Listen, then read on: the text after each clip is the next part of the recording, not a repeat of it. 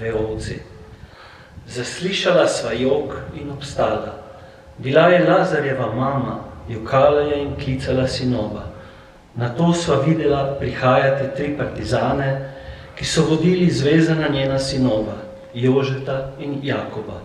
2 sta hodila ob njuni bočni strani, za njima pa je šel partizan doma z Vrhnike. Šli so do Matičkovega mostu in naprej do Mivškove Senožeti, ob potoku v smeri Podpeska. V tistem je iz nasprotne strani po poti prišel Rajkov oče Johan in jim dejal, naj izpustijo fanta, ker jo dobro pozna in ve, da nista ničesar zakrivila. Partizan doma z Vrhnike mu je zabrusil, naj utihne, sicer bodo odpeljali še njega. Le malo zatem sta iz druge strani vasi prišla še 2 druga partizana, ki sta imela vklenjenega Lovra Kogovška, celarskega iz Smrečja. Odpeljala sta ga izpod Lipske trgovine pri Jesenovc, kjer je Lovrov delal. Vse 3 so gnali proti Gričevskem Johanu in od tam naprej skozi gozd v smeri Češirka.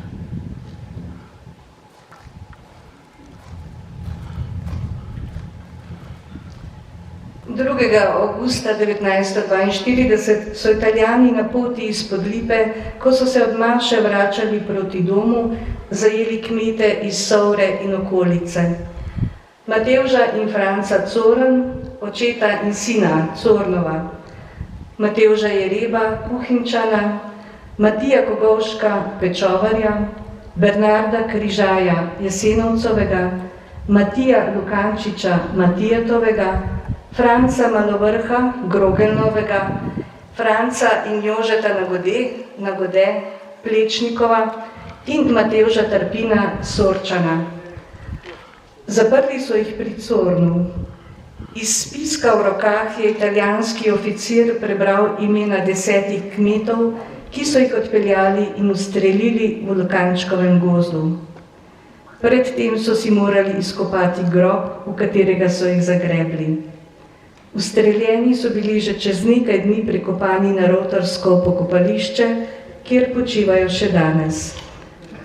Prisluhnimo pričevanju, ki ga je po pripovedovanju Matevža Lukančiča mlajšega iz Rovt zapisal in ga bo prebral Anton Velušček.